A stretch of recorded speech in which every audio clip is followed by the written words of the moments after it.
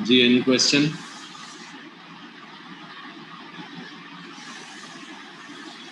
कोई क्वेश्चन नहीं है सर जी? सर पहला असाइनमेंट जो है वो फॉर लूप से करना है और दूसरा असाइनमेंट जो है व्हाइल लूप से करना है, ये लाजमी है? नहीं, आप मर्जी से चेंज भी कर सकते हैं। ठीक है सर। और कोई सवाल? और सर ये फर्स्ट असाइनमेंट का पार्ट 5 जो है, काइंडली वो देखिएगा, वो पिरामिड बन रहा है या नंबर वाइज सीक्वेंस बन रही है, देख लीजिएगा, काइंडली ये समझा दीजिएगा। जी विच क्वेश्चन? सर अरे वाला है शायद। असाइनमेंट 1 में sir 5 part 5 part 5 print the following output. जी ये आउटपुट लाना है। सर ये पिरामिड है ना? रेक्टेंगल है, लेकिन इसकी शेप रेक्टेंगल की देखें यूं नहीं है, ये वर्टिकल लाइन नहीं है, ऐसी रेक्टेंगल ट्रायंगल नहीं है ऐसी, ये ट्रायंगल ऐसी है। पहले 1 है लेकिन वो सेंटर में है, और फिर 2 है, फिर 3 है, एंड सो ऑन। तो ये इस तरह से है, ठीक है।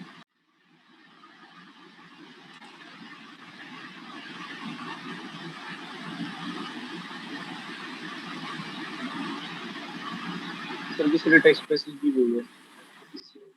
मेरे ख्याल से चैट में लिखने के बजाय ना क्वेश्चन यहाँ पूछें तो मैं बता दूंगा आपको, सवाल है तो। सर पिरामिड की फॉर्म में नहीं बन रहा लास्ट वाला। भाई ये शक्ल है ना, अब इसको पिरामिड कहें, ट्रायंगल कहें, जो जी चाहे कह लें, लेकिन शक्ल तो आपको मैंने दिखा दी कि ये शक्ल है। नहीं मतलब सर इस तरह से नहीं बन रही है। आपसे नहीं बन रहा?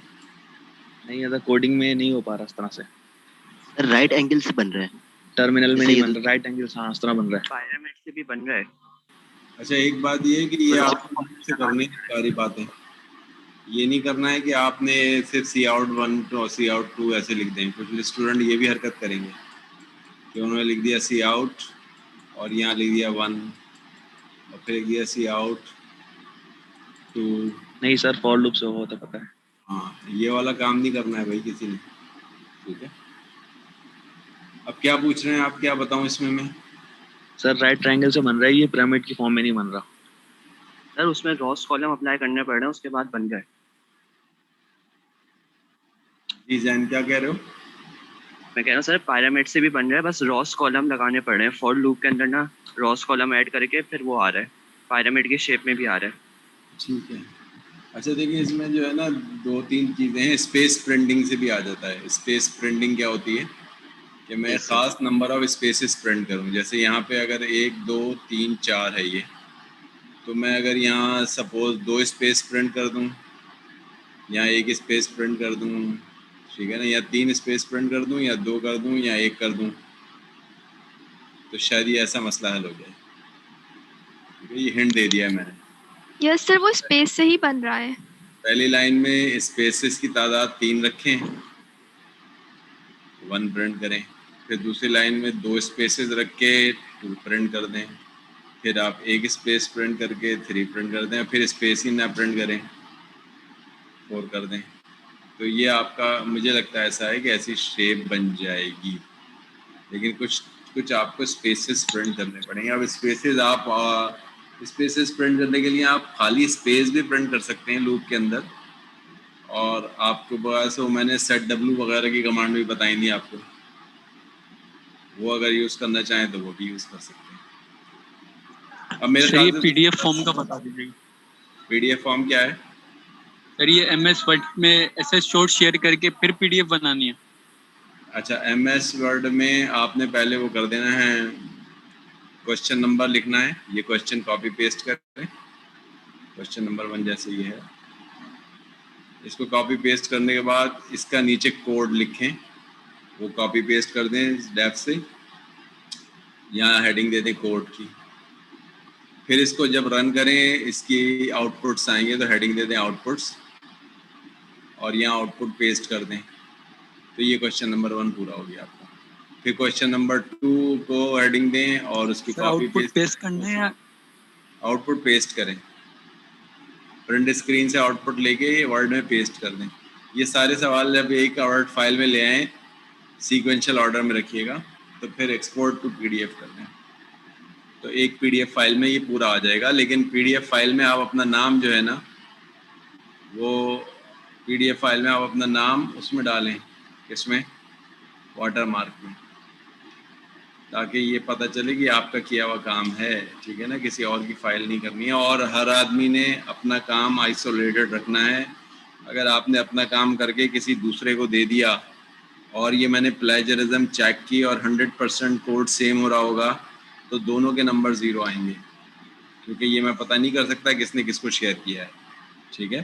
तो अगर आपने एक्स ने अपना शेयर कर दिया वाई को, तो एक्स के भी 0 आएंगे, वाई के भी 0 आएंगे, तो लॉस तो किसका है, एक्स का, वाई का नहीं है। तो जो लोग शेयर करेंगे ना, उनका लॉस है। तो इसलिए अपना काम करें खुद से और अपना काम ओरिजिनल रखें।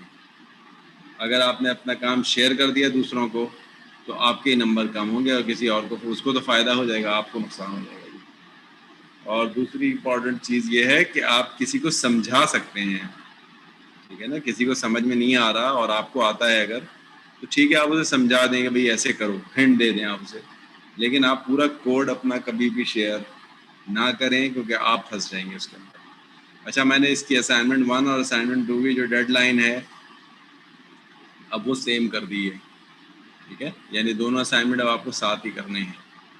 तो इसलिए वर्क लोड ज़्यादा हो गया है अगले हफ्ते का, क्योंकि अब दोनों असाइनमेंट आपने कहा था कि भाई हम इस वीक में कर नहीं पाए इसको कंप्लीट, तो इसको अगले वीक में ले जाएं आप, ठीक है। Any other question regarding the ये असाइनमेंट? सर एक पेपर्स की जो है वो ऑनलाइन के पेपर होंगे, तो उस चीज की जो है वो एक घूम रहे हैं, तो ये सच है? ऑनलाइन होंगे पेपर्स? ये सर एक जो है वो स्क्रीनशॉट शेयर हुआ है FUAST के ग्रुप में, अभी इंफॉर्मेशन तो ग्रुप इस में। वक्त कोविड की सिचुएशन बहुत ही, अल्लाह का शुक्र है कि कम जा रही है, 1 पॉइंट समथिंग रेट चला गया है। तो आपके लिए पॉसिबल ये है कि आप फाइनल एग्ज़ाम की तैयारी फिज़िकल पे करें, क्योंकि जब सारी चीज़ें खुल रही हैं तो नो डाउट कि फिर आपको फिज़िकल बुलाएंगे ये, ठीक है ना। तो इसलिए ऑनलाइन का तसव्वुर अब ख़त्म कर दें। मैं अभी ऑनलाइन क्लासेस अभी हाइब्रिड ले रहा हूँ, लेकिन ये भी अभी हम चाहें तो अब क्लास में बुला के आपको कर सकते हैं। लेकिन चूँकि अभी ये तकरीबन अब सेमेस्टर ख़त्म पर है, कोई डेट वगैरह आई है इसकी फाइनल एग्ज़ाम की?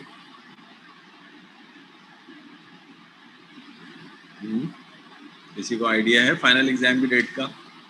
No sir. आइडिया नहीं। बहरहाल फाइनल एग्ज़ाम अब अनकरीब एकदम अनाउंस हो जाएंगे। आप तैयारी अपनी पूरी रखें और आप तैयारी फ़िज़िकल एग्ज़ाम की रखें, क्योंकि ये फ़िज़िकल की तैयारी कर ली और अगर ऑनलाइन हो गया तो फ़ायदा है, ठीक है। ऑनलाइन की तैयारी कर ली और फिज़िकल हो गया तो नुकसान है। इसलिए आप नुकसान से बचना है तो आप फिज़िकल की तैयारी करें, अपनी सर? ऑनलाइन की तैयारी करें। जी बोलिए। सर हम पूछ रहे थे कि हम फॉर लूप में इफ एल्स की कंडीशन इफ एल्स लगा सकते हैं, यूज कर सकते हैं? जी बिल्कुल कर सकते। फॉर लूप के अंदर फॉर लिखें और इसका जब कोड आ जाए अंदर, तो इसके अंदर इफ लिख लें, आप लिख सकते हैं, इसकी इजाज़त है। फॉर सर के हमने अंदर, क्वेश्चन फॉर के अंदर एक और फॉर भी लिख सकते हैं, ठीक है ना। इसको नेस्टेड लूप कहते हैं। नेस्टेड लूप पढ़ाया था आपको, तो लूप के अंदर जब लूप आ जाता है तो उसे नेस्टेड लूप कहते हैं, ठीक है जी। और कुछ कह रही हैं आप? सर सर असाइनमेंट 2 हम में हम एक फॉर लूप क्वेश्चन यूज कर सकते हैं? 1 बाय 1 बेटा उनको बोलने दें जो बोल रही हैं अभी। सर क्वेश्चन नंबर 5 जो है उसमें हमारा जो आउटपुट आ रहा है वो 1 टाइम आ रहा है एंड 2 3 टाइम्स आ रहा है, 3 4 टाइम्स आ रहा है। तो सर हम कह रहे हैं इसमें कोई इशू तो नहीं है, या फिर इसी तरह लाना है आउटपुट? सेम आना है। देखें, जब आउटपुट लिखा हुआ होता है ना, तो कोड में फिर सेम लाना है आपको, इसमें तब्दीली नहीं होनी चाहिए। जितने जितने दफ़ा है और स्क्रीनशॉट जैसा नज़र आ रहा है एग्जैक्ट वैसा बनाने की कोशिश करें। अगर कुछ चेंज आ रहा है तो अपडेट करें अपनी कोडिंग में। जी नेक्स्ट चलें ठीक है क्वेश्चन। सर। सर ये हम असाइनमेंट 2 में फॉर लूप यूज कर सकते हैं? ये वाइल ही लगाना लाजमी है उसमें? और से वाइल से जिससे जी चाहे कर लें, मेरे पास मैं किसी को रेस्ट्रिक्शन नहीं लगा रहा, लेकिन खाली सी आउट से नहीं करना है, लूप का इस्तेमाल ज़रूरी है, ठीक है। खाली सी आउट से अगर आप करेंगे तो ये आ जाएगा ऐसे, लेकिन ये बेकार है, ठीक है, ऐसा नहीं करना आपको। तो ये थर्ड के अंदर सर ये पावर ऊपर कैसे लेके जाएंगे? ये पावर, ये मैं हिंट दे देता हूँ आपको। देखें, अगर मुझे लाना है 2 की पावर 5, तो 2 की पावर 5 को मैं कर दूँ 2 इंटू 2, फिर मैं एक दफ़ा और 2 इंटू 2 का जब आंसर आए तो फिर इसे और 2 इंटू और इंटू 2 कर दूँ, तो ये हो गया ना, 2 इंटू 2 किया 4 आ गया, फिर मैं 4 इंटू 2 कर दूँ, फिर जब 4 इंटू 2 का आंसर आ गया फिर 8 इंटू 2 कर दूँ, फिर 8 इंटू 2 का आंसर आ गया तो फिर 16 इंटू 2 कर दूँ। इस तरह से ये मैं 5 दफ़ा 2 से मल्टीप्लाई करता चला जाऊँ, तो ये पावर हो जाएगी। तो ये काम लूप के अंदर होगा कि हर दफ़ा में जो प्रीवियस प्रोडक्ट होगा उसको मैं मज़ीद x से मल्टीप्लाई कर दूँगा। इसमें तो x की पावर y है ना, तो x को पहली दफ़ा में x से मल्टीप्लाई कर दें, क्या आंसर आ गया, x स्क्वायर। फिर x स्क्वायर को एक दफ़ा फिर x से मल्टीप्लाई कर दें, क्या आंसर आ गया, x क्यूब। फिर x क्यूब को एक दफ़ा फिर x से मल्टीप्लाई कर दें, क्या आंसर आ गया, x फोर। तो ये काम कब तक करते जाएं, y टाइम्स करते जाएं। जब आप y टाइम्स इस काम को करेंगे तो x की पावर y हो जाएगी। ठीक है,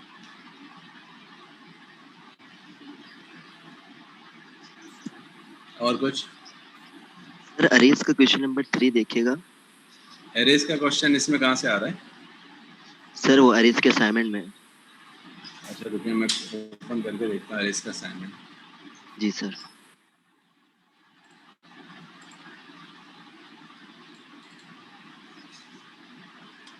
जी, कौन, अभी मैं स्टूडेंट का नाम देख लूँ, कौन पूछ रहे हैं सवाल। अनम्यूट करें, मुझे नाम समझ में आएगा कौन। मोइस सर जी। सर जो क्वेश्चन नंबर 3 है इसमें भी सर सोर्स कोड और आउटपुट प्रिंट करवाना है।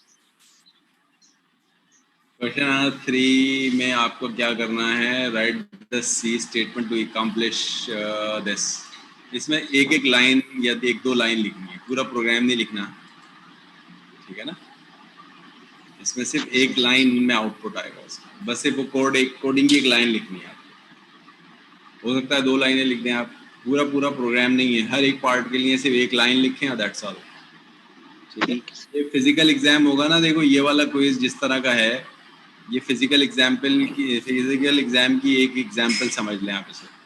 ये सिर्फ एरे के चैप्टर से है, मैं इसको अगर पूरे सारी जितने चैप्टर्स पढ़े सबके लिए ऐसा एग्जाम बना दूं तो ये सर आपको स्क्रीन शो नहीं हो रही। अच्छा मतलब आ रही है, अब नजर आ रही है स्क्रीन? ये सर आ रही है। सर मेरे पास नहीं आ रही। अच्छा बेटा, तुम्हारा कोई पर्सनली डिवाइस का प्रॉब्लम होगा, वो देख लो। अच्छा, ये आप देख रहे हैं ना, ये 10 फिल इन द ब्लैंक्स आ गए, फिर ये 10 जो हैं वो आपके ट्रू फॉल्स आ गए, फिर 10 आपकी लाइन पे कोड लिखना है, एक लाइन लिखनी है सिर्फ, और फिर ये आपके ये पूरे कंप्लीट प्रोग्राम है। तो बिल्कुल फाइनल एग्ज़ाम होगा फिजिकल, ऐसा होगा। तो आप इसी तरह के एग्ज़ाम की तैयारी करें। ये मैंने एक चैप्टर, और मैंने बुक पूरी फॉरवर्ड कर दी है आपको, ठीक है ना। ये एक चैप्टर के फिल इन द ब्लैंक्स और एमसीक्यूज नज़र आ रहे हैं आपको, लेकिन इस तरह हर चैप्टर के फिल इन द ब्लैंक और एमसीक्यूज उस बुक में दिए हुए हैं और आंसर्स भी दिए हुए हैं। तो आप इसमें देखिएगा, जो प्रिपरेशन आप उस बुक से कर सकते होंगे वो कर लीजिएगा, ठीक है। और कोई सवाल? सबसे लास्ट क्वेश्चन है, सेकंड लास्ट, उसमें वो एक्स और वाई के कॉलम उसके सामने आ रहे हैं, क्या अलग अलग लिखना है हमें? कौन से क्वेश्चन की बात कर रही हैं? सर एरे के सबसे लास्ट वाला क्वेश्चन। अच्छा देख लो। सर पीडीएफ में हमें कोड कॉपी पेस्ट करने, हम स्क्रीनशॉट अटैच नहीं कर सकते। नहीं, कोड को तो आप कॉपी पेस्ट लेकर जाएं। ये सी प्रोग्राम है जिसमें कि 20 इंटीजर्स हैं।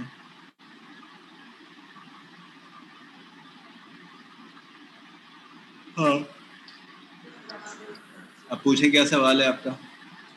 सर इसमें जो हम x की वैल्यू लिख रहे हैं वो पहले x की वैल्यू पर लूप चल रहा है, उसके बाद जब y लिख रहे हैं तो पूरा y नीचे आ रहा है, उसके सामने नहीं आ रहा है, बिल्कुल बराबर में नहीं आ रहा है ये।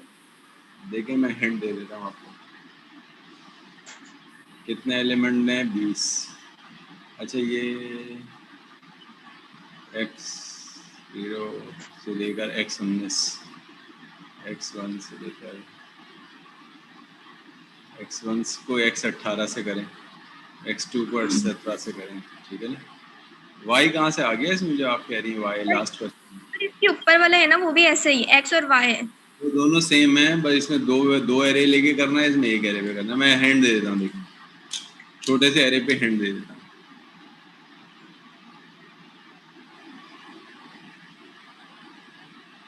ये है x, ठीक है, इसमें है 0 1 2 3 4 5 है, सपोज 6 एलिमेंट है। स्वैप करना है, यहाँ सपोज है 30, यहाँ है 29, यहाँ है 45, यहाँ है 82, यहाँ है 12, यहाँ है 9। इस वाले में क्या करना है? इसमें तो ये करना है, एक और एरे ले लें y इतने ही साइज का, ठीक है, इसको यहाँ ले जाएं, इसको यहाँ ले जाएं, इसको यहाँ ले जाएं, इसको यहाँ ले आएं, इसको यहाँ ले आएं। ये करना है, यानी x का सारा डेटा इसमें आ जाए लेकिन उलट तरतीब में आए, रिवर्स ऑर्डर में आए। रिवर्स ऑर्डर में अब आउटपुट क्या आएगा? 9 12 82 45 29। लेकिन ये तो था क्वेश्चन नंबर 5। क्वेश्चन नंबर 6 में इसको भी अपडेट कर देंगे।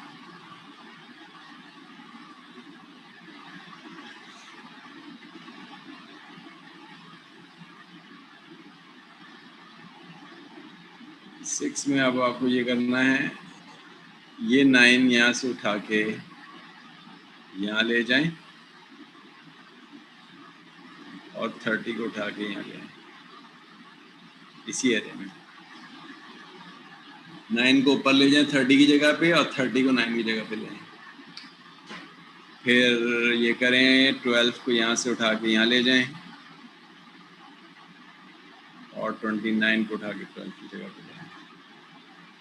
और फिर 82 को उठा के 45 पे ले जाएं और 45 को उठा के 82 की जगह पे ले आएं। ये फाइनल आ गया समझ में? सर जैसे आपने अभी जो 5 क्वेश्चन में लिखा था x इस तरफ था और y उसके बराबर में लिखा था, उसकी रो बनाई थी आपने, जो y वाली रो है ना वो मेरी x की रो के नीचे आ रही है, तो वो चलेगा क्या? फिर मुझे बराबर ही में लेकर आना पड़ेगा? नहीं वो तो प्रिंटिंग का मसला है, तुम उसमें क्यों परेशान हो रही हो? तुमने आउटपुट बना लिया है अगर? यस सर वो बना लिया है। तो आउटपुट सामने लाने के लिए तो तुम यूँ कर दो ना, फॉर लूप चला दो, फॉर चला के यहाँ पे कर दो सी आउट xi और फिर स्पेस दे दो कुछ \t और फिर कर दो तुम yi और फिर हैंडल कर दो और ये लूप में चला दो तुम। तो पहले x नज़र आएगा तुम्हें यहाँ, फिर यहाँ y नज़र आएगा, फिर x नज़र आएगा, यहाँ y नज़र आएगा। तो ये करोगे तो ऐसे आ जाएगा ये, ठीक है। हाँ अगर तुम ये करोगी कि एक पूरा लूप में xi प्रिंट कराओ फिर एक नीचे पूरे लूप में yi प्रिंट कराओ तो xi ऊपर प्रिंट होगा, yi नीचे प्रिंट होगा। तो ये जो मसला तुम बयान कर रही हो ना, ये तो आउटपुट का मसला है। आउटपुट से ज़्यादा इम्पोर्टेंट हमारा था कि काम तुमसे हो गया। ये स्वाइपिंग है ना, ये सर वो स्वाइपिंग हो गया, बस वो नीचे आ रहा है उसके। समझा दिया मैंने, तुम दोबारा ट्राई करना, ठीक है। एक ही लूप में x और y को साइड साइड प्रिंट करोगी तो हो जाएगा। तुम अगर एक लूप में पहले में x प्रिंट कराओगी और फिर ये लूप खत्म और फिर एक और दफा लूप चला गया, अब तुम y प्रिंट कराओगी तो फिर ये ऊपर और नीचे प्रिंट होंगे, ऐसे नहीं प्रिंट होंगे। यस सर ऐसे ऊपर और नीचे हो रहा है वो। हाँ तो ये ऐसा करें ना, आप जैसे बता रहा हूँ मैं, xi यहाँ प्रिंट करें, इसके साथ ही yi यहाँ बराबर में प्रिंट करें इसको। तो x0 प्रिंट होगा, y0 प्रिंट होगा, x1 प्रिंट होगा, उसके बराबर है y0 प्रिंट होगा, फिर इस तरह यूं रिजल्ट्स आएंगे। Okay sir. और कोई क्वेश्चन? देखो ये जो 3 एक्सरसाइजेज दी है ना तुम्हें असाइनमेंट की, इसको अगर तुमने अपनी मेहनत से समझ के कर लिया तो ये तुम्हारी एक इज अ वंडरफुल सक्सेस। इस कोर्स का मैं समझूंगा कि तुमने 80% काम जो है ना वो समझ लिया, थोड़ा बहुत रह जाएगा वो अलग चीज़ें होंगी, लेकिन ये 80% तुमने काम समझ लिया और ये तुम्हें प्रोग्रामिंग आ गई, समझो तुम्हें, जिसको हम कहते हैं हाँ तुम्हें प्रोग्रामिंग आ गई। और ये मैंने तुम्हें पहले ही बताया था कि पूरे CS में, इस पूरे CS में इस कोर्स की अहमियत सबसे ज़्यादा है। समझ में आई? क्यों सबसे ज़्यादा है? क्योंकि बस जिसे प्रोग्रामिंग आती है ना वही जीत जाता है, वही चीता होता है, ठीक है? और जिसे प्रोग्रामिंग नहीं आती है परेशान होता है। जी आ गई बात समझ में बेटा? तो अभी भी जिन लोगों ने इस कोर्स में थोड़ी परफॉर्मेंस वो समझते हैं वीक है, they should try to improve your knowledge into the C++। इतनी तुम्हें ये समझ लो कि सिर्फ C++ अगर ये तुम्हें आती है तो तुम्हें जो फ्रीलांस प्रोजेक्ट्स हैं ना वो मिल सकते हैं। तुम गूगल पे सर्च करो फ्रीलांस प्रोजेक्ट्स की, तो बहुत सारे लोगों को तुम्हें कोडिंग के प्रॉब्लम्स होंगे छोटे छोटे से ना, वो अपलोड कर देते हैं। तो पहले उनके प्रॉब्लम्स को सॉल्व करो, उस पर तुम्हें अर्निंग शुरू हो जाएगी तुम्हारी। तो अर्निंग उसमें मैटर नहीं करती, लेकिन उसमें मैटर करता है कि आपकी जो स्किल्स हैं ना वो इससे बहुत इन्हेंस होती हैं, ठीक है? स्किल्स आपकी इससे बहुत इन्हेंस होती हैं कि आपने किसी के कोडिंग्स करके और वो आपने प्रॉब्लम को समझा और प्रॉब्लम को समझ के आपने उसको मुकम्मल करके दे दिया, तो इट्स अ वंडरफुल आइडिया और वंडरफुल अचीवमेंट। और कोई सवाल जवाब है आपका तो पूछिए, वरना मैं अभी वो फंक्शन का जो चैप्टर चल रहा था उसमें से कुछ चीज़ें बाकी थी वो करा दूँ। सर ये आउटपुट का बता दें सर, आउटपुट MS वर्ड में कैसे पुट करना है? कौन से वाले में? सर नहीं, किसी भी असाइनमेंट का आउटपुट जो निकलेगा सर वो कॉपी पेस्ट करके। डिटेल ने PDF फाइल समझाई है, तुम कहाँ थे उस वक्त? नहीं सर वो समझ आ गया, आपने जो कहा है ना SS शॉर्ट शेयर नहीं करना, उसका कह रहा हूँ मैं। सर आउटपुट कॉपी पेस्ट करना बहुत मुश्किल हो रहा है क्योंकि कॉपी करो वो फिर पेस्ट नहीं हो रहा है। देखिए आउटपुट को तो स्क्रीनशॉट से कहा था मैंने, कोड को कहा था कि कोडिंग जो है ना वो उसमें कॉपी पेस्ट करके लाएं वर्ड में, और आउटपुट मैंने कहा था स्क्रीनशॉट से स्क्रीन प्रिंट के थ्रू लेकर आएं। तो मैंने कब कहा है कि आउटपुट को आप जो है वो कॉपी पेस्ट से लेकर आएं। सर क्लियर नहीं हुआ था जब। अभी समझ में आया? अभी भी नहीं आया? आ गया। आ गया? देखिए मैं करके दिखा रहा हूँ। एक मिसाल के तौर पर ये मैंने एक वर्ड फाइल खोल ली,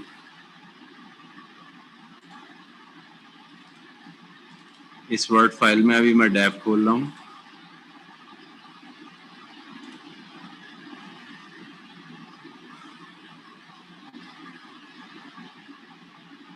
ये मैंने डेव खोल लिया।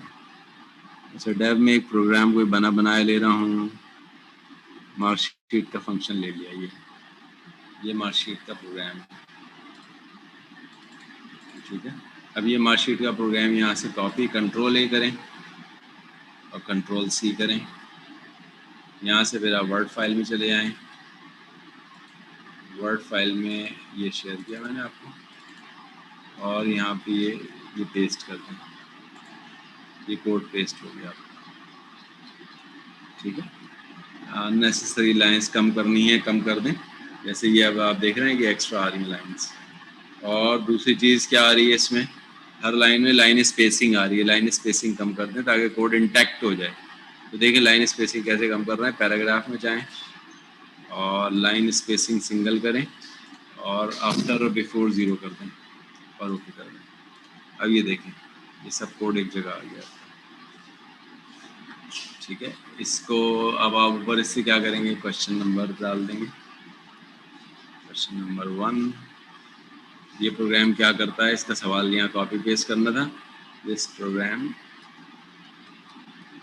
Will accept the marks from students and print mark sheet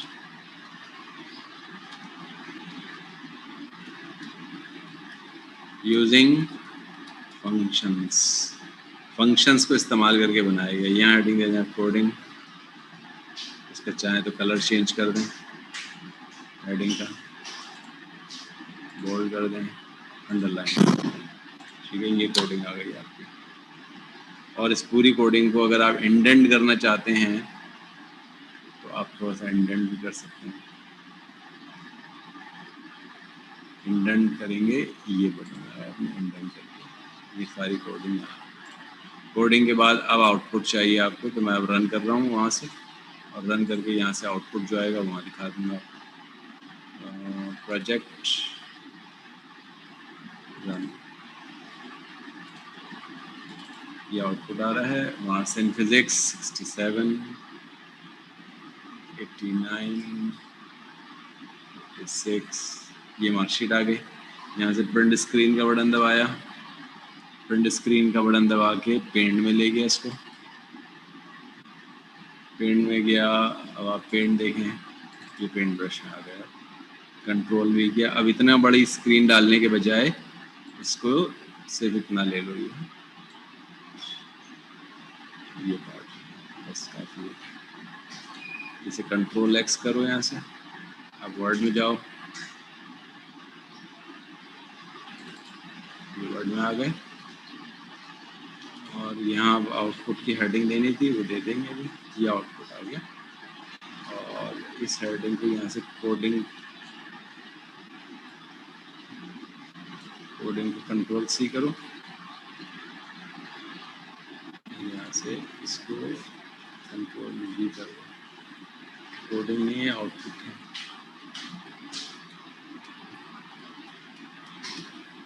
on करो और इससे ऊपर चले जाओ, ये प्रॉब्लम है, प्रॉब्लम नंबर 1।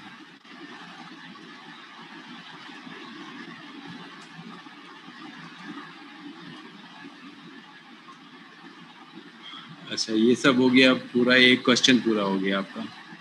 ठीक है, इस तरह सारे क्वेश्चन कर लीजिएगा। अब यहाँ से जाएं फाइल में, एक्सपोर्ट में, पीडीएफ में, और ये मैं डॉक्यूमेंट्स में डाल रहा हूँ प्रॉब्लम के बजाय असाइनमेंट नंबर 1, असाइनमेंट 1। लेकिन इससे पहले तुम अगर वाटर मार्क डाल दो, जो मैं कहा था इसमें वर्ड के बिंदा वाटर मार्क डालना। वाटर मार्क कैसे डालोगे, इंसर्ट, कहाँ से आता है वाटर मार्क, ये को एक मिनट सर्च कर लेता हूँ गूगल से। वाटर मार्क इन वर्ड, ये आ गया वाटर मार्क। डिज़ाइन में जाओ और वाटर मार्क,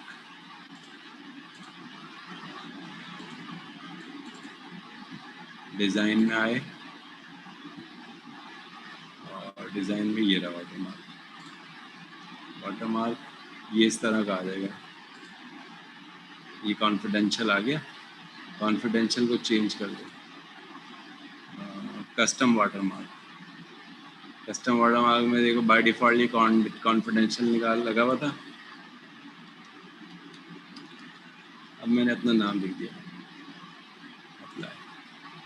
अब देखो ये पीछे मेरा नाम आ रहा है वाटर मार्क। ये किताब भी जो मैंने तुम्हें शेयर की है, उस बुक में हर पेज पे मैंने वाटर मार्क डाला हुआ है। ठीक है, ये पता चल रहा है कि ये मेरी फाइल है। तो बहरहाल देखो, करने वाले तो सब कुछ करते हैं, उल्टी सीधी हरकतें, लेकिन मैं ये कहूँगा कि अपने नाम से रखोगे तो मुझे आसानी रहेगी। अच्छा, यहाँ पे हर नाम चेंज कर दो, असाइनमेंट नंबर 1 बाय। तो तो यहाँ भी मुझे समझ में आ जाएगा कि भाई ये किसने बनाया है, ये फाइल किसकी है, फाइल का नाम भी आ जाएगा और असाइनमेंट कौन सा है पब्लिश कर दो। अब ये देखो तुम्हें एक ये पूरा ये नज़र आ रहा है, ये एक असाइनमेंट। अच्छा, इसी एक ही फाइल जमा करानी है, इसी में नीचे दूसरा क्वेश्चन, इसी में नीचे तीसरा क्वेश्चन, इस तरह से असाइनमेंट 1 की एक फ़ाइल जमा करानी है, असाइनमेंट 2 की भी एक फ़ाइल जमा करानी है, असाइनमेंट 3 की भी एक फ़ाइल जमा करानी है। ये मैं तुम्हें चैट के अंदर डाल के इस फाइल को शेयर कर रहा हूँ, तुम देखते रहना इस फाइल को, तुम इसे खोल के तो ये एक सैम्पल मैंने दे दिया तुम्हें कि एक फ़ाइल का ये सैम्पल है। ऐसे तुम्हें हर असाइनमेंट के लिए तुम्हें ऐसा बनाना है, ठीक है? क्लियर हो गया? Yes sir. और कोई क्वेश्चन?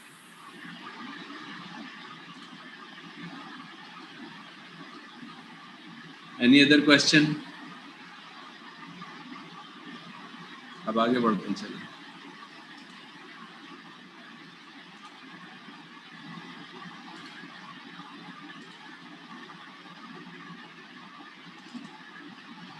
फंक्शंस पे हम कहाँ तक चले गए थे? खत्म हो गया था ये या अभी रह गया है?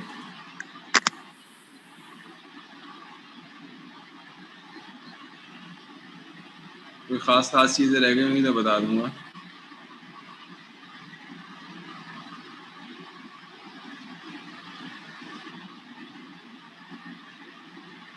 हाँ, हम ये पढ़ रहे थे, रिकर्शन तो पढ़ लिया था, ओवरलोडिंग पढ़ रहे थे। ओवरलोडिंग क्या थी?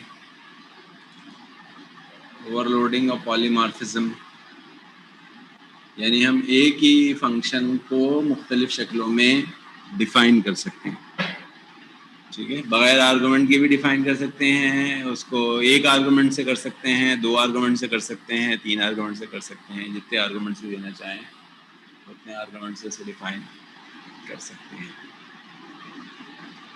ठीक है? ओवरलोडिंग इन C++, ये ऑपरेटर ओवरलोडिंग। ओवरलोडिंग क्या है? Overloading mean assigning the multiple meanings of a function name और ऑपरेटर, एक के एक से ज़्यादा नाम। और C++ support function overloading, operator overloading. Operator overloading मैंने समझाई थी। ऑपरेटर ओवरलोडिंग क्या है? प्लस का एक मायने तो ये है, प्लस के आप 3 + 7 करेंगे तो जवाब आ जाएगा 10। लेकिन अगर मैं चाहूँ कि ये 3 + 7 में मैं ये करूँ, एक एरे है A और एक और एरे है B, बस मैं सिर्फ ये लिख दूँ A + B, तो एरे A और एरे B आपस में जमा हो जाएं। तो आप देखना एरे के अंदर जमा होने का मतलब क्या है? एरे में अगर यहाँ है 3, 5, 7 और एरे B में अगर यहाँ है 2, 4, 6, तो इनके जमा होने का मतलब ये है 3 और 2 मिलके 5 हो जाए, 5 और 4 मिलके 9 हो जाए, 7 और 2 मिलके 7, 8, 9 हो जाए, तो ये A+। तो ये प्लस का बिहेवियर तो ये था, 2 नंबर ऐड करता था। लेकिन मैं अगर ये चाहूँ कि भाई ये 2 एरे ऐड हो जाएं, तो फिर मुझे इसको ओवरलोड करना पड़ेगा इस प्लस को, वरना ये तो मैं जब भी प्लस लिखूंगा ये तो अपना काम जो 2 नंबर्स का था वो करेगा। अदरवाइज मैंने ऐसे लिख दिया तो एरर देना शुरू कर देगा। तो अगर ये एरे A और एरे B को मैं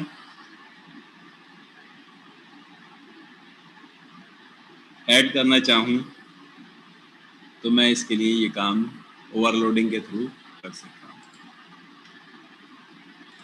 इसी तरह से अगर मैं ये चाहूँ, कंकैटिनेशन भी समझाई थी मैंने कि एक स्ट्रिंग में नाम लिखा हुआ है अगर अब्दुल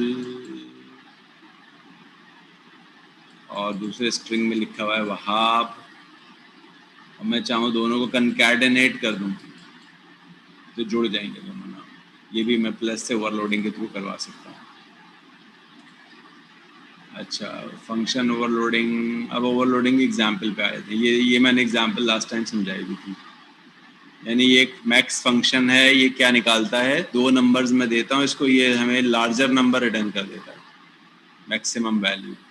बड़ा नंबर जो भी 2 दूंगा मैं उसमें से बड़ा नंबर वापस आ जाएगा।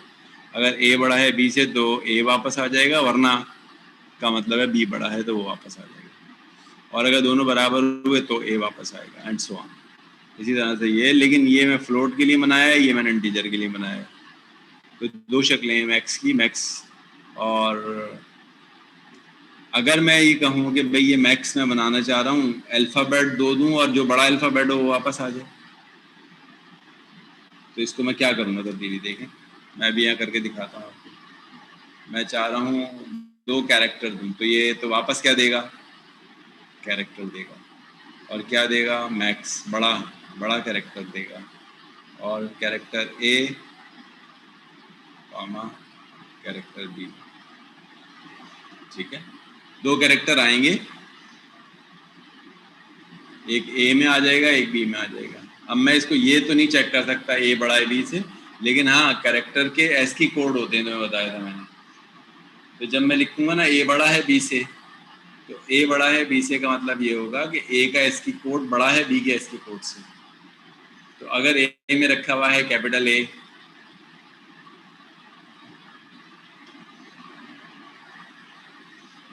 और बी में रखा हुआ है स्मॉल ए, तो स्मॉल ए का मैंने बताया था 97 होता है शायद, और इसका 65 होता है इसकी code.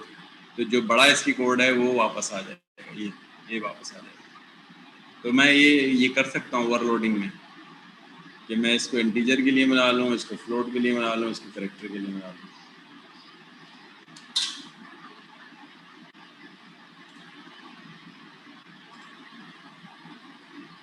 Overloaded function call resolution done by compiler during compilation. Function signature, function return type is not the part of function signature. ये अब एग्जाम्पल दी हुई है, ये लास्ट टाइम भी बताई थी मैंने। इंटीजर सम कर रहा है 2 इंटीजर्स को, सम कर रहा है 2 डबल को, सम कर रहा है 2 कैरेक्टर्स को। तो आप देख रहे हैं 3 दफ़ा ये बना हुआ है, आउटपुट में ये दिखा रहा है आपको। और फिर एरिया निकाल रहा है, एरिया एक इंटीजर दे रहा हूँ, तो ये किस चीज़ का एरिया निकाल रहा है, कोई बताएगा आप में से? पहली लाइन में जो लिखा हुआ है एरिया, ये किस चीज़ का एरिया है? जावेद खान, जावेद खान। हाँ भाई जावेद, खालू, जावेद खान, ये बताओ ये जो पहली लाइन में लिखा हुआ एरिया, ये किस चीज़ का एरिया है? जिसको जवाब आता है रेज हैंड कर दें, यहाँ पे मैं 1 by 1 इनवाइट करूँगा।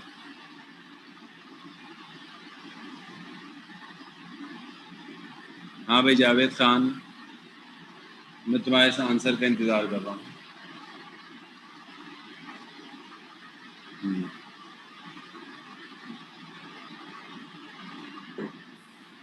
ऐसे चलिए, मैं अभी जिन्होंने रेज हैंड किए हुए हैं उनसे पूछता हूँ, लेकिन मैं पहले ये नोटबुक ओपन कर लूँ ताकि मैं नाम इसमें नोट करूँगा अपना।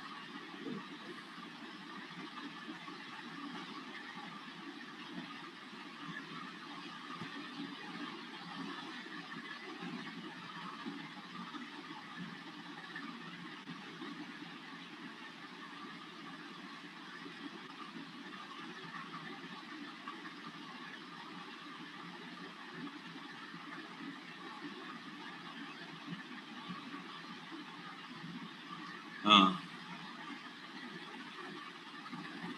चलिए, आप मोहम्मद उसामा बताइए। Square sir. स्क्वायर का, क्योंकि स्क्वायर में एक साइड बतानी पड़ती है, ठीक है। मोहम्मद उसामा। अच्छा, दूसरा सवाल का जवाब देंगे अब मुझे मोहम्मद अरसलान। सेकंड लाइन में जो लिखा हुआ है ये क्या कर रहा है? सर ये वॉल्यूम का। वॉल्यूम का नहीं है भाई, सेकंड लाइन में कहाँ से वॉल्यूम आ गया? अच्छा, अब्दुल मोइस। Sir rectangle. ये सेकंड वाला जो है ना, ये रेक्टेंगल का भी दे सकता है, स्क्वायर का भी दे सकता है। अगर मैंने 2 इंटीजर्स जब इसको पास किए और दोनों इंटीजर सेम रख दूं 5,5, तो ये स्क्वायर का देगा। लेकिन अगर मैंने दोनों इंटीजर डिफरेंट दे दिए 2,7, तो ये रेक्टेंगल का एरिया देगा, ठीक है। Yes sir. और ये जवाब दिया है मुझे किसने? मोइज ने। Yes sir.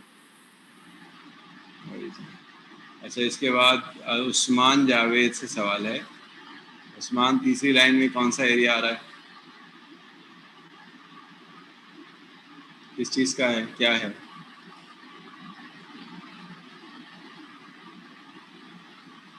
हाँ भाई उस्मान,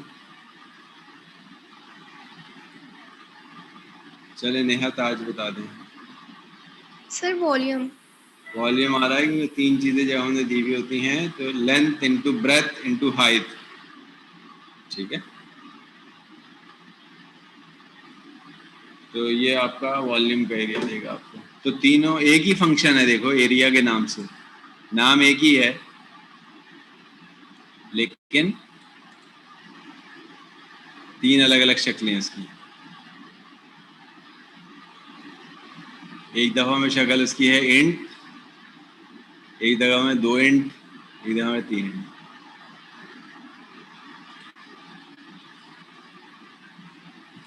ठीक है, कोई प्रॉब्लम नहीं है। अच्छा आगे चलते हैं। अब देखें एरिया निकलना तो बहुत आसान है। ये एरिया निकल रहा है x इंटू एक्स, ये निकल रहा है स्क्वायर का।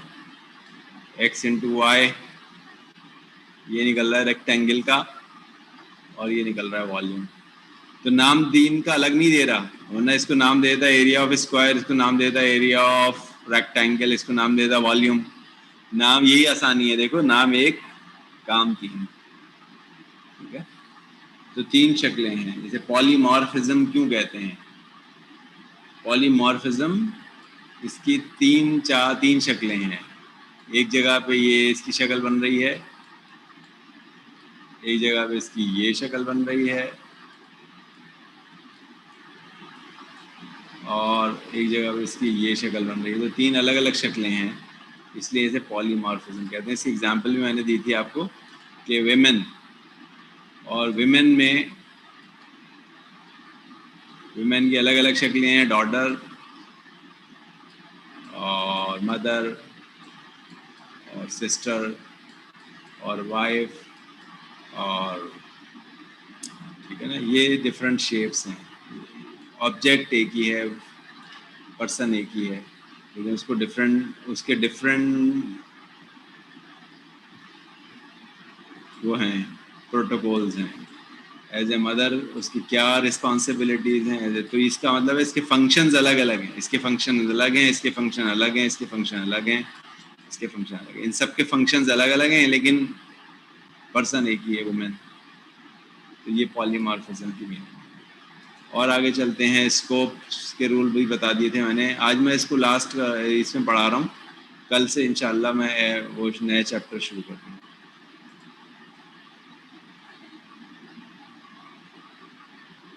अच्छा, स्कोप मैंने बताया क्या था? स्कोप मैंने ये बताया था आपसे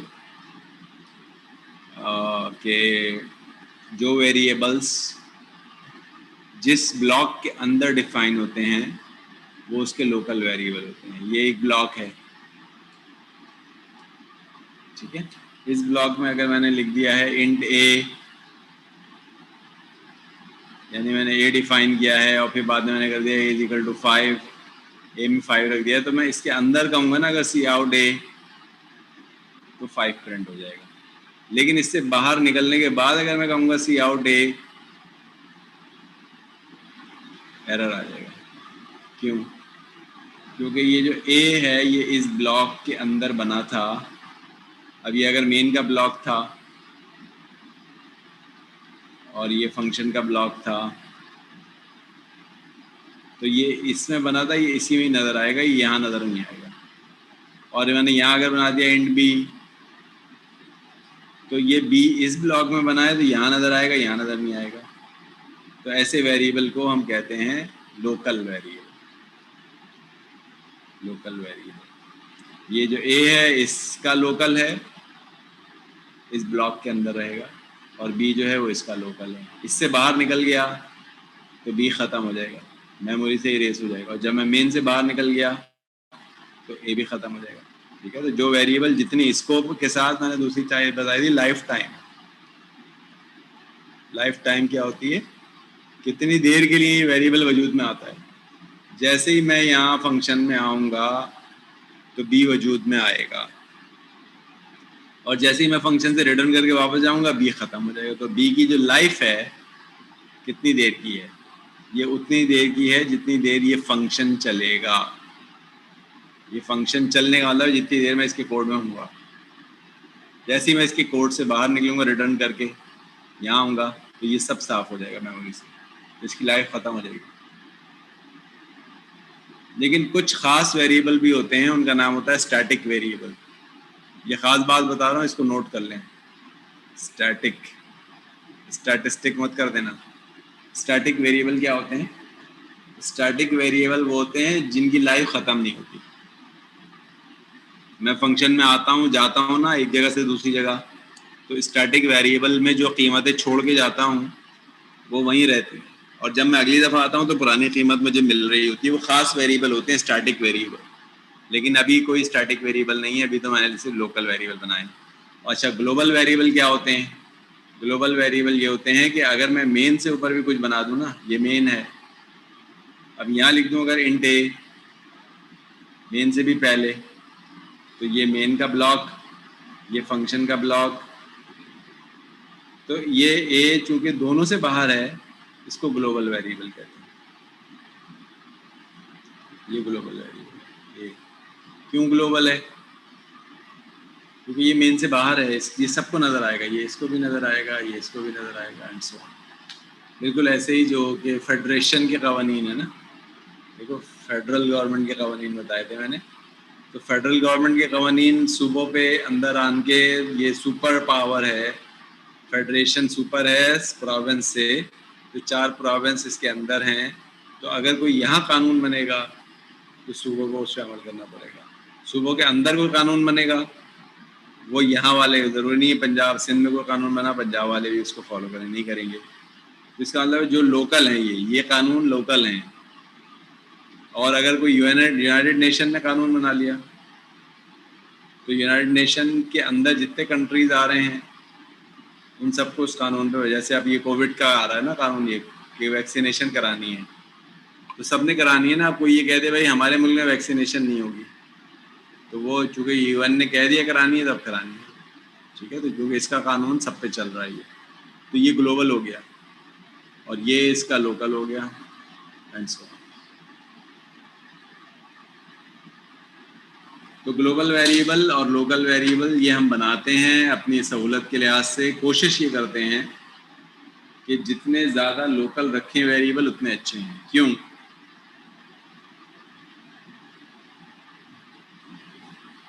ग्लोबल वेरिएबल को तरजीह नहीं दी जाती है।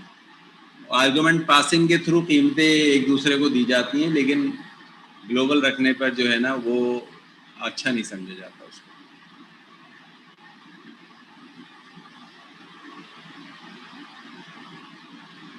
A global variable declared outside the function is available everywhere but only the function that follows it। यानी जिससे पहले आप इसको बनाएंगे ना उसके बाद वाले सारे फंक्शन उसको यूज कर सकते हैं, उससे पहले वाले नहीं कर सकते। मैं इसकी एग्जांपल देता हूँ। मेन से पहले तो मेन चूँकि पहला प्रोग्राम होता है, ज़्यादा मेन से पहले अगर कोई डिक्लेयर कर दिया तो सभी यूज़ कर लेंगे उसको, लेकिन ये मेन है।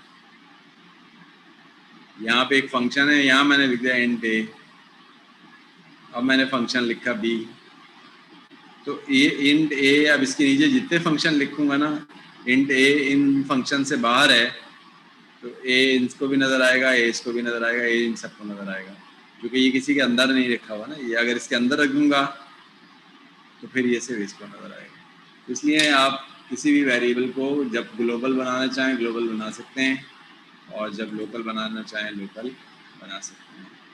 इसकी मिसाल ये है, ये मेन के अंदर वाई बना है,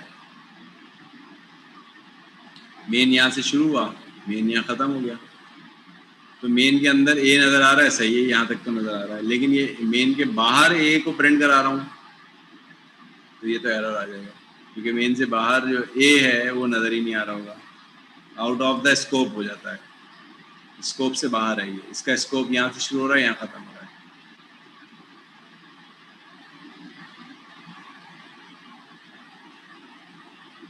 बाकी सेट डब्ल्यू वगैरह तो मैंने सिखा दिए थे आपको पहले। 5-5 की विड्थ बनाएगा, गैप देगा 5-5 के। ये देखें आप उस वक्त सवाल पूछ रहे थे ये कैसे बनेगा, आप देख रहे हैं कैसे बन रहा है, ये आउटपुट कैसे बन रहा है। बाकी स्टैरिक स्प्रेड हो रहे हैं ये 2 डिजिट में आउटपुट आ रहा है 3 सेट प्रिसिशन क्या करता है प्रिसिशन कहते हैं आउटपुट के बाद कितने प्लेसेस तक आंसर आएगा तो आउटपुट के बाद 3 डेसिमल प्लेसेस तक आंसर आ रहा है या 2 डेसिमल प्लेसेस तक आ रहा है या 1 तक आ रहा है और अगर तुमने सेट प्रिसिशन 0 कर दिया तो होल नंबर में जवाब आएगा 1 आएगा आंसर से दैट्स ऑल तो आज यहीं तक रखते हैं इसको और कल की क्लास 9 बजे है इंशाल्लाह तो कल मैं नया चैप्टर शुरू करूंगा और चैप्टर का नाम है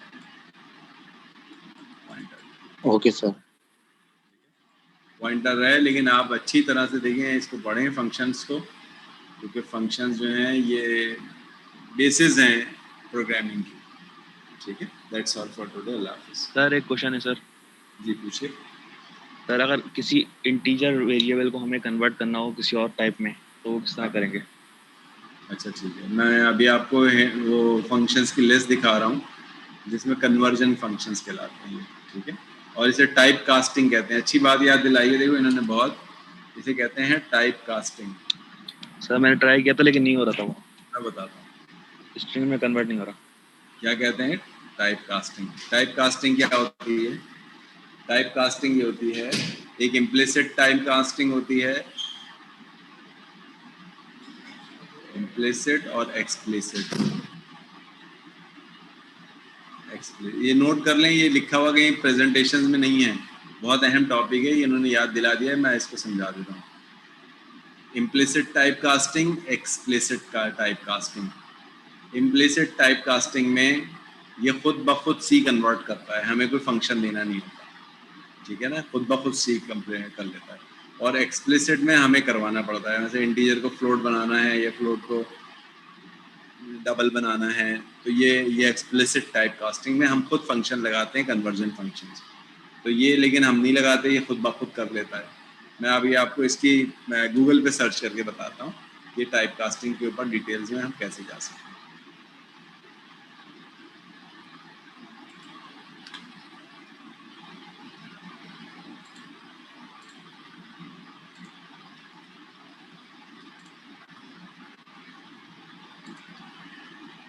टाइप कास्ट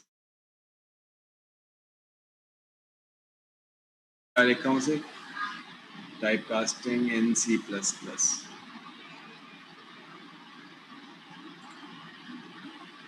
सी कर दिया इसको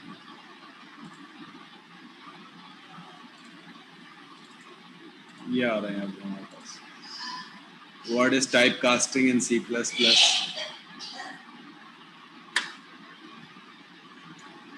ये आ गया देखिए implicit type casting explicit type casting ठीक है और अब इसकी एग्जांपल्स भी पढ़ेंगे ये इसी एग्जांपल तो करना क्या है इम्प्लिसिट में क्या होता है पढ़ लेते हैं देखिए type casting refer to the change a variable one type to the another type एक डेटा टाइप से चेंज करके दूसरे डेटा टाइप में लाना इसे टाइप कास्टिंग कहते हैं कंपाइलर खुद ब खुद कर लेता है इसलिए इसे इम्प्लिसिट कहते हैं इम्प्लिसिट में क्या होता है खुद ही कर लेता है हमें कोई अलग से कहना convert int to a float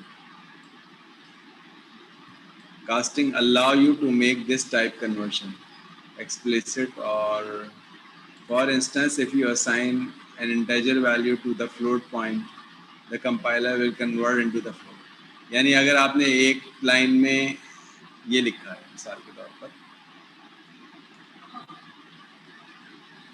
int a float b अब मैंने लिख दिया a plus b तो ये इंटीजर है और ये फ्लोट है ऐड हो जाएंगे सही है कोई एरर नहीं आएगा लेकिन ये अब आंसर किस में देगा इंटीजर में देगा या फ्लोट में देगा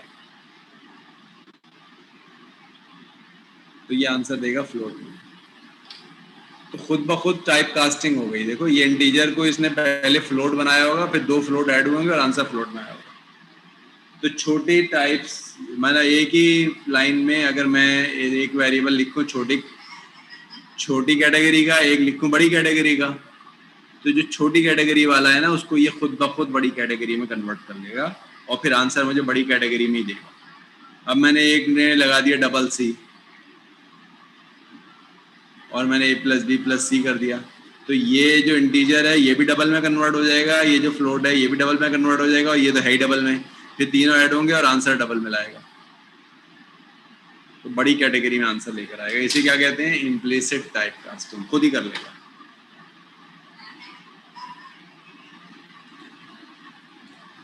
इम्प्लिसिट टाइप कास्टिंग के बाद एक्सप्लिसिट टाइप कास्टिंग में क्या करते हैं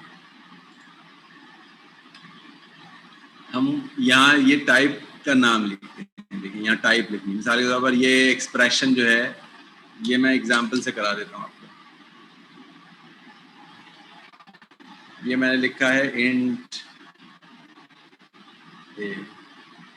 अब मैं चाहता हूँ अब सी आउट, और मैं इसको कर दूँ डबल। तो जो ये ए है ना, इसको ए है तो इंटीजर, लेकिन इसको डबल में कन्वर्ट करके प्रिंट करेगा। तो ये डबल लिखना, ये कैसे करते हैं ये देखें कैसे करते हैं। यहाँ पे आपने वो लिखना होता है डाटा टाइप, और यहाँ पे एक्सप्रेशन लिखना, ठीक है ना। तो मेरे ख्याल से मुझे यहाँ पे डबल को ब्रैकेट में लिखना पड़ेगा, ये डबल और ए, क्योंकि ये दिखा रहा है आपको ब्रैकेट के अंदर दिखा रहा है। नीचे एग्जाम्पल दी हुई भी है, ये देखिए।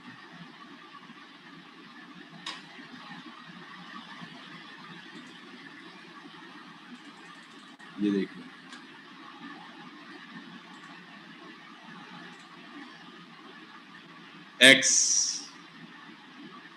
एक्स इंटीजर में है। अब क्या कर रहा है ये? कैरेक्टर एक्स इंटीजर में एक्स को कैरेक्टर बना रहा है, तो ये ब्रैकेट में ही क्या है, ये है डेटा टाइप को ब्रैकेट में लिखना है और कैरेक्टर। तो ये क्या करेगा, इसको प्रिंट तो करेगा, लेकिन प्रिंट करेगा इंटीजर की शक्ल में नहीं करेगा, कैरेक्टर की शक्ल में करेगा। तो इसको कहते हैं एक्सप्लिसिट टाइप कास्टिंग। तो कोई भी टाइप कास्टिंग की टाइप लिख लो यहाँ पे। यहाँ तुमने लिख दिया है जैसे डबल, और यहाँ पे तुमने कोई वेरिएबल का नाम लिख दिया है, मिसाल के तौर पर वाई। तो वाई अगर फ्लोट में था तो डबल में कन्वर्ट हो जाएगा। तो ये एक्सप्लिसिट टाइप कास्टिंग है। और कोई क्वेश्चन है? बस यार समझ में आ गया? जी सर, समझ में आ गया। ठीक है, दैट्स ऑल फॉर टुडे। अल्लाह हाफिज़।